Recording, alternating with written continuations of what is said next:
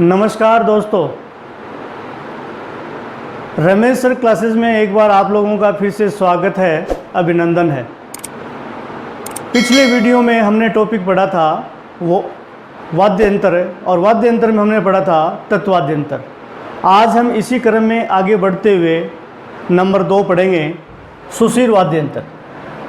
सुशिर वाद्ययंत्रों को भी हम सूत्रों की सहायता से पढ़ेंगे ताकि एग्ज़ाम में अपना गलत नहीं। सुशिर में सूत्र है अमुक अमुक बांस सु मन मौस बासी भुना पूत। ये सूत्र की लाइन है, ये आप लोगों को अच्छी तरीके से याद करनी है ताकि आप लोगों का परीक्षा में जो प्रश्न है वो गलत नहीं हो। इसमें हम एक एक के बारे में पढ़ेंगे कि ऐसे क्या बन रहा है, मुंह से क्या बनेगा, कैसे क्या बनेगा, बा से क्या बनेगा, सह से क्या बनेगा, सू से क्या बनेगा, मैं से क्या बनेगा, न से क्या बनेगा, मो से क्या बनेगा, सह से क्या बनेगा, बा सी में अपने को 2 देखने हैं, भू और ना पूत है।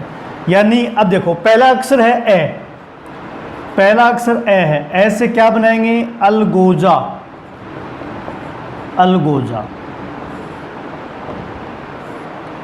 नंबर 2 पर क्या है, मुंह, मुंह से क्या बनाओगे, मुरला, मुरला। नंबर 3 पर कै है, कैसे क्या बनाओगे, करना।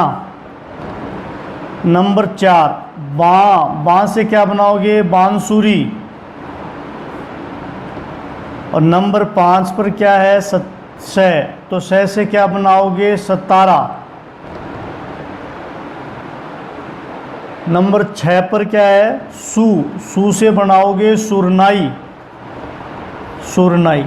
अब आप लोगों को ध्यान देना है कि तत्वाद्यंत्र में भी सूत्र में सू आया था, तो तत्वाद्यंत्र में सूत्र में सू आया था, उसमें हमने क्या बनाया था, सुरिंदा। क्या बनाया था, सुरिंदा। और क्या बनाया था, सूरमंडल बनाया था। ये ध्यान रखना है, सुशिर में सू आएगा तो सुरनाई, और तत्व में सू आएगा तो उसमें क्या था, सुरिंदा और सूरमंडल था। ये हमने लास्ट वीडियो में पढ़ लिया था। फिर इसके बाद में मैं, नंबर 7 पर मैं से क्या बनाएंगे, मशक।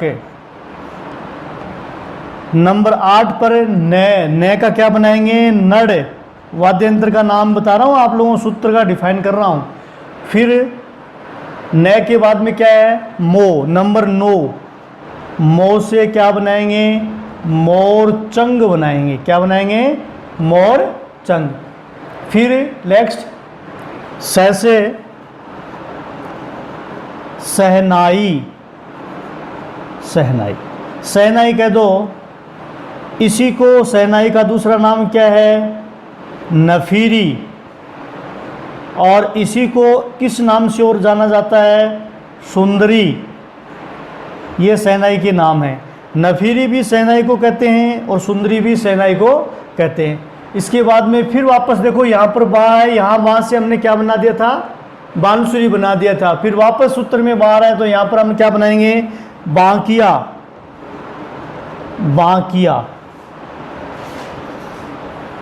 फिर सी है, सी में 2 वाद्ययंत्र अपने को याद रखना है। नंबर 12 पहला सी में सिंगा, सिंगा। और फिर सी से सिंगी, सिंगी। इसमें 2 हैं। फिर नंबर 14, यहाँ पर 2 वाद्ययंत्र देखने के बाद में आगे भू है, तो भू से क्या बनाएंगे, भूंगल, भूंगल बनाएंगे। और भू के बाद में आगे क्या है, ना है, तो ना से क्या बनाएंगे, नागफणी, नागफणी बनाएंगे। और नंबर 16 पर पू है, पू से क्या बनाएंगे, पुंगी, पुंगी को अपन क्या कह सकते हैं, बीन, बीन भी कहेंगे। और अंत में तय है, तो ये ध्यान रखना है। तो सूत्र में मैंने पूत लिखा है, तय लिखा है, तो तय का क्या करेंगे हम, लास्ट में याद रखना, तुरही, तू रही। ठीक है। तो ये सूत्र में सुशील वाद्य यंत्र, जो वे वाद्य यंत्र जो मुंह में लेकर फूंक से बजाए जाते हैं, हवा के द्वारा बजाए जाते हैं, वो कौन से में आते हैं? सुशील वाद्य यंत्र में आते हैं। तो सूत्र में आप लोगों को याद रखना है, अमुक बांस सु मन मोस बासी मुना पूत। तो ये इस प्रकार से आपके याद हो जाएगा। तो ये 17 वाद्य यंत्र हैं। कितने वाद्य यंत्र हैं? 17 वाद्य यंत्र हैं, जो सूत्र की सहायता से अपन याद रख सकते हैं। और ये सुशील में क्वेश्चन आप लोगों का गलत नहीं होगा। अगर आपको ये पूछ लें कि मशक वाद्य यंत्र है, ये कौन सी श्रेणी का है, तो आप लोग तुरंत सूत्र में देखोगे मैं कहाँ पर आ रहा है? यहाँ पर आ रहा है। तो मशक क्या है? सुशील वाद्य यंत्र है। ठीक है, तो ये ध्यान रखना है। इसके अलावा इसमें क्वेश्चन पूछा जाए कि जैसे तत्वाद्य यंत्र में सर्वश्रेष्ठ वाद्य यंत्र मैंने आप लोगों को बताया था, कौन सा वाद्य यंत्र था? सारंगी वाद्य यंत्र था।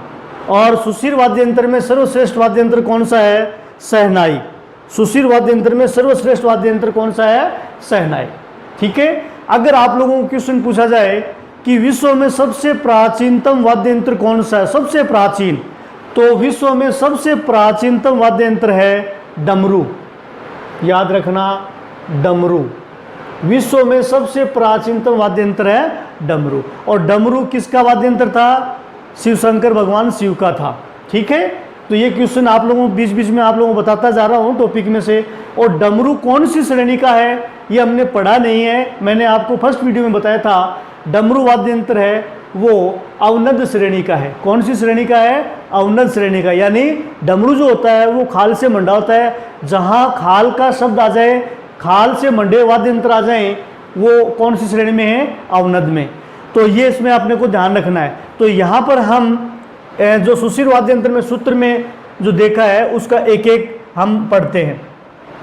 इसके बाद में आपको ध्यान रखना है कि राजस्थान का राज्य लोक नृत्य कौन सा है? नृत्य में पढ़ाया था, घूमर है। राजस्थान का लोकगीत, राजस्थान का राज्य लोकगीत कौन सा है? केसरिया बालम। ठीक उसी प्रकार से इस टॉपिक में से भी क्वेश्चन पूछा हुआ है शिक्षक भर्ती 2012 में कि राजस्थान का राज्य वाद्य यंत्र कौन सा है। तो आप लोगों को कंफ्यूज नहीं होना है, राजस्थान का राज्य वाद्य यंत्र कौन सा है? अलगोजा है। तो ये क्वेश्चन परीक्षा में पूछा हुआ है। अब हम इसी टॉपिक में जैसे इसमें जो डिटेल है वो अपन देखेंगे। नंबर 1 अलगोजा। तो अलगोजा में हमें ध्यान रखना है, राजस्थान का ये राज्य वाद्य यंत्र है। परीक्षा में प्रश्न पूछा हुआ है, राजस्थान का राज्य वाद्य यंत्र कौन सा है? अलगोजा है। ये ध्यान रखना है। यह उत्सव वाद्य यंत्र है, उत्सव वाद्य यंत्र है। ये भी आपको ध्यान रखना है, कौन सा है? उत्सव वाद्य यंत्र है। ठीक है। इसके बाद में अलगोजा है, ये बांस की नली का बना होता है। अलगोजा कैसा बना होता है? बांस की नली का। बांस की नली, बांस की नली होती है लंबी, दो नली होती हैं और आपस में जुड़ी होती हैं। तो अलगोजा बांस की नली का बना होता है। और अलगोजा में 5 छेद भी होते हैं। तो ये ध्यान रखना है। इसके बाद में इसे कौन बजाते हैं? गूजर, मेव व धाकड़ जाति के लोग, गूजर, मेव व धाकड़ जाति के लोग इसे बजाते हैं। और याद रखना है, बाड़मेर क्षेत्र के राणका फकीरों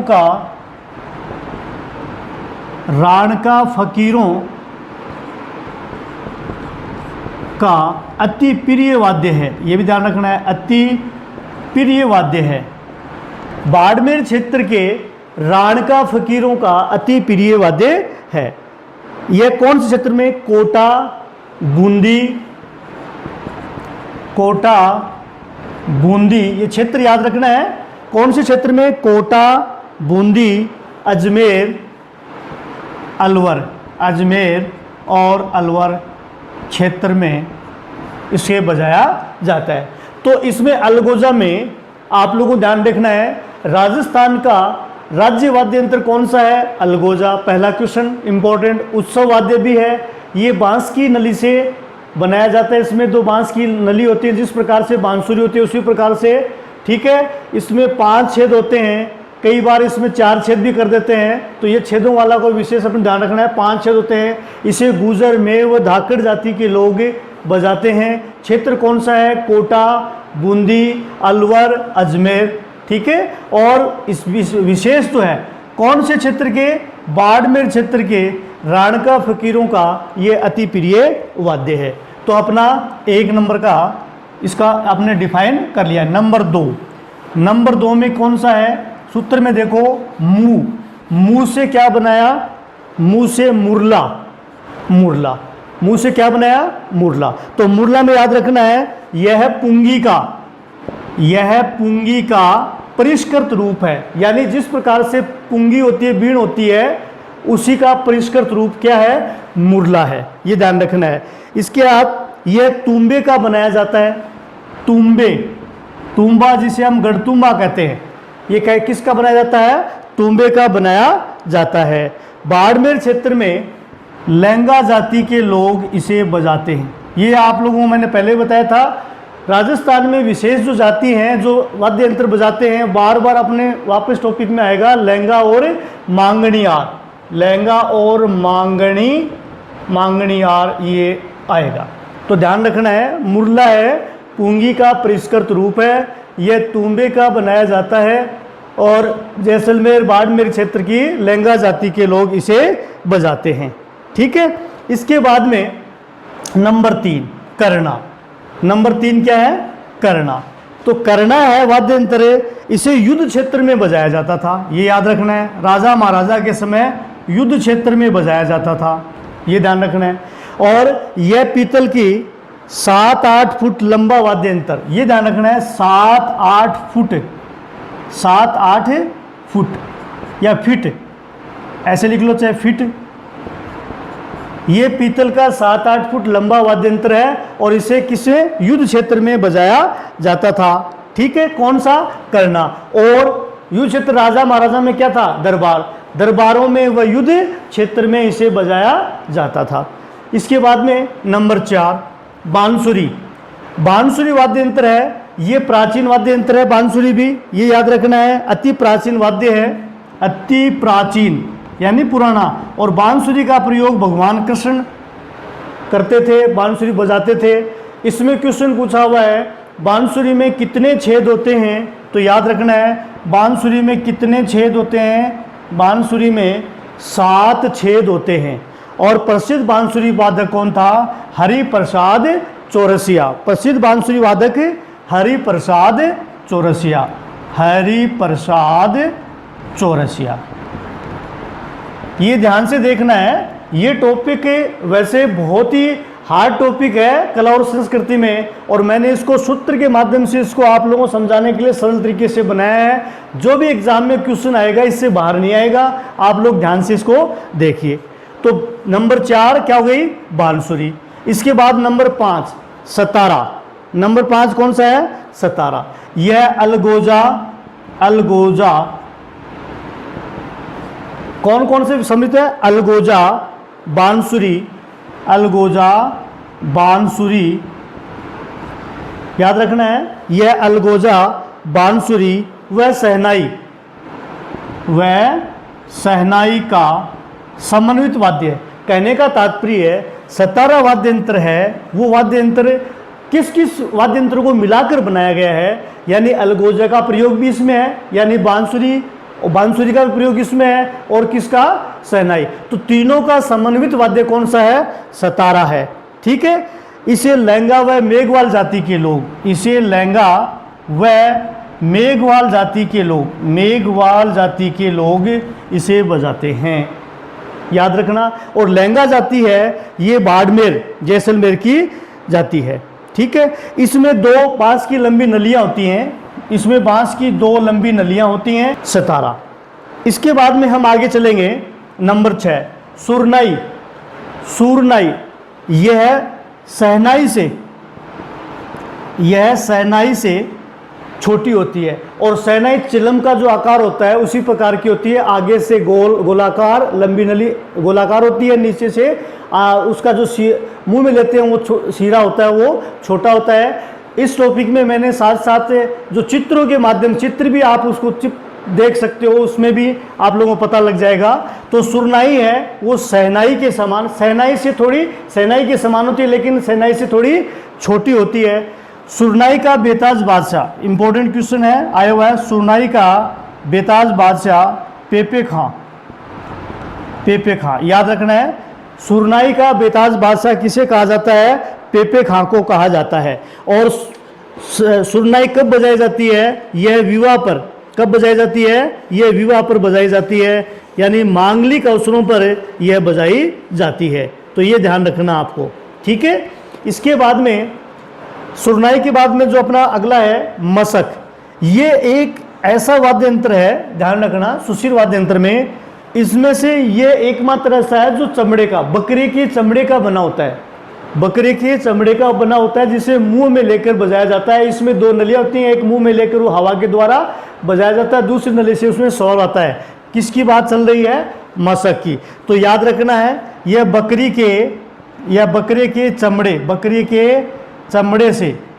के चमड़े से बना होता है जिसे मुंह में लेकर बजाया जाता है। ये तो हमने देख ही लिया। अलवर व सवाई माधोपुर में, याद रखना है, अलवर व सवाई माधोपुर में भैरू जी के भोपे इसे बजाते हैं। ये याद रखना है, मशक अलवर व सवाई माधोपुर में भैरू जी के भोपे इसे बजाते हैं, ये ध्यान रखना है। इसके बाद में नंबर 8 नड़ वाद्य यंत्र है। ये कगोर वृक्ष होता है, कगोर वृक्ष की 1 मीटर लंबी लकड़ी का बना होता है। कगोर वृक्ष की 1 मीटर लंबी लकड़ी का बना होता है। किसकी बात है? नड़ की। और इसमें कितने छेद होते हैं? इसमें 4 छेद होते हैं, याद रखना। प्रसिद्ध नड़ वादक कौन है? कर्णाभील, याद रखना है, कर्णाभील, इंपॉर्टेंट है, कर्णाभील प्रसिद्ध नड़ वादक है। कर्णाभील प्रारंभ में डाकू था और बाद में डाकू का कार्य है वो उसने छोड़ दिया और वाद्य यंत्र बजा रहा था। नड़ में याद रखना है कर्णाभील, ठीक है। और इसमें खास बात क्या है? नड़ के अंदर राजस्थानी भोपे माता व भैरव का गुणगान करते इसे बजाते हैं। तो ये ध्यान रखना है नड़ में। नड़ के बाद में अपना जो आगे चल रहा है पॉइंट देखो, नड़ के आगे क्या है? मोरचंग। सूत्र में क्या है नड़ के बाद में? मोरचंग जो है ये वाद्य यंत्र लोहे का बना छोटा वाद्य यंत्र, लोहे का। मोरचंग क्या है? लोहे का बना छोटा वाद्य यंत्र होता है। और ये चित्र में भी आप देख सकते हो, ठीक है। तो और मोरचंग में क्या खास बात है? इसे लहंगा गायक हैं, इसे सारंगी व सतारा की, लहंगा गायक सारंगी व सतारा के साथ बजाते हैं, सारंगी व सतारा के साथ बजाते हैं मोरचंग। इसके बाद में शहनाई इंपॉर्टेंट है, इसमें याद रखना है सुशील वाद्य यंत्र में यह सर्वश्रेष्ठ, शहनाई में सर्वश्रेष्ठ, सुशील वाद्य यंत्र में सर्वश्रेष्ठ कौन सा वाद्य यंत्र है? शहनाई। और शहनाई जो वाद्य यंत्र है यह है शीशम या सागवान की लकड़ी, शीशम या सागवान की लकड़ी, याद रखना है, शीशम या सागवान की लकड़ी की बनी होती है। ये आप लोगों को ध्यान थोड़ा बहुत रखना है इसमें, ऐसा कोई पूछा नहीं जाएगा कि ये किसकी बनी हुई है। इसमें याद रखना है सर्वश्रेष्ठ वाद्य यंत्र है, शीशम सागवान की लकड़ी बनी होती है, इसमें 8 छेद, ये इंपॉर्टेंट है। यह शास्त्रीय वाद्य है। और क्या है? ये शास्त्रीय वाद्य है, ये याद रखना है, शास्त्रीय वाद्य है। प्रसिद्ध शहनाई वादक उस्ताद स्वर्गीय उस्ताद बिस्मिल्लाह खान, याद रह जाएगा, जिन्हें भारत रत्न पुरस्कार भी मिला। और शहनाई को किस नाम से जाना जाता है? इसे नफीरी भी कहा जाता है। और शहनाई को किस नाम से जाना जाता है? इसे सुंदरी भी कहा जाता है। तो ये ध्यान रखना है, ठीक है। इसके बाद में हम आगे चलते हैं। शहनाई के बाद में नंबर 11 बांकिया। बांकिया, तो बांकिया में ध्यान रखना है, ये पीतल का बना होता है, पीतल का बना होता है। ऊपर से इसका सिरा आकार जो आगे का हिस्सा है चौड़ा होता है, गोलाकार होता है। तो बांकिया है, पीतल का बना होता है। यह विवाह पर या मांगलिक अवसरों पर बजाया जाता है। इसे सरगड़ा, सरगड़ों का, सरगड़ा जाती है, सरगड़ों का खानदानी वाद्य है। किसकी बात है? बांकिया की। इसके बाद में नंबर 12 सिंगा। नाम से पता है सिंगा, सी में हमने सूत्र में बनाया सिंगा और सिंगी। तो ये पीतल का धनुष के आकार का बना होता है। सिंगा जो है पीतल के धनुष के आकार का बना होता है, ये याद रखना, जिसे साधु सन्यासियों द्वारा बजाया जाता है। इसके बाद में नंबर 13 सिंगी। सिंगी जो है ये भैंसे, हिरण, वो 12 सिंगा के सींग से बनाई जाती है। योगी जाति के लोग इसे बजाते हैं। कौन सी जाति के लोग? योगी जाति के लोग इसे बजाते हैं। तो सी में 2 वाद्य यंत्र हैं, सिंगा और सिंगी। इसके बाद में नंबर 13 14 नंबर क्या है? सूत्र में भू है, तो भू से क्या है? भूंगल। भूंगल, भूंगल वाद्य यंत्र है। इस वाद्य यंत्र को रणभेरी, रणभेरी वाद्य यंत्र भी कहा जाता है। और रणभेरी क्यों? क्योंकि यह युद्ध क्षेत्र में बजाया जाता है। और इसमें भूंगल में ये मेवाड़ में भवाइयों का, मेवाड़ में भवाइयों का वाद्य यंत्र है। ठीक है, ये ध्यान रखना है। और भूंगल किस? पीतल, ये पीतल का बना होता है। भूंगल किसका बना होता है? पीतल की लंबी नली के आकार का, पीतल की लंबी नली के आकार का होता है। ये मेवाड़ में भवाइयों का वाद्य है, जो मेवाड़ में गांव में नाटक करने के लिए, नाटक को दिखाने के लिए बजाया जाता है। तो ये बजाया जाए लोगों को एकत्रित करने के लिए। जब भूंगल बजता है तो लोग, वहाँ के मेवाड़ के लोग हैं, वो सोचते हैं कि अब कोई न कोई खेल दिखाया जाएगा। तो ये ध्यान रखना है। ठीक है, भूंगल के बाद में ना है। ना से क्या बनाया है हमने? नागफणी। नागफणी, ये जिस प्रकार से सर्प, ये पीतल की सर्पाकार नली होती है। जिस प्रकार से सर्प होता है, सर्प का आगे फण होता है और पीछे से पूंछ होती है, तो पीछे से पूंछ है, उसमें से मुंह में लेकर बजाते हैं, उस प्रकार से बजाते हैं। और ऊपर जो उसका जो फन का आकार होता है उस प्रकार की होती है। क्या होती है? नागफणी। ये पीतल की सर्पाकार नली के आकार जैसा होता है, ये याद रखना है। इसे मंदिर में साधु सन्यासियों द्वारा बजाया जाता है। इसके बाद में पुंगी। पुंगी का दूसरा नाम क्या है? बीन। ये हमें ध्यान रखना है। पुंगी ये किसकी बनी होती है? तुम्बे, तुम्बे की बनी होती है। और तुम्बे के साथ में लोकी नली होती है, बीच में गोलाकार होती है, आगे से लोकी होती है। और जिस प्रकार से 2 नली होती है उस प्रकार की पुंगी बजती है। और पुंगी का प्रयोग किसके द्वारा किया जाता है? कालबेलिया। आप लोगों ने देखा भी होगा, कालबेलिया, कालबेलिया जाति के लोग हैं, वो इसको बजाते हैं। इसके बाद में अंतिम क्या है? तय। तय से हमने क्या बनाया? तुरही। तय से क्या बनाया? तुरही। तो तुरही कैसा होता है? यह पीतल की बनी होती है तुरही। और इसे दुर्गों व युद्ध क्षेत्र में, इसे दुर्गों व युद्ध क्षेत्र में इसे बजाया जाता है। तो इस प्रकार आज हमने सुशील वाद्य यंत्र को सूत्रों के माध्यम से हमने देखा है, पढ़ा है।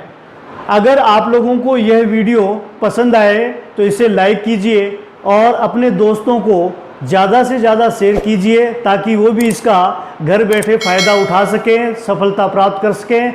और इस चैनल को सब्सक्राइब कीजिए।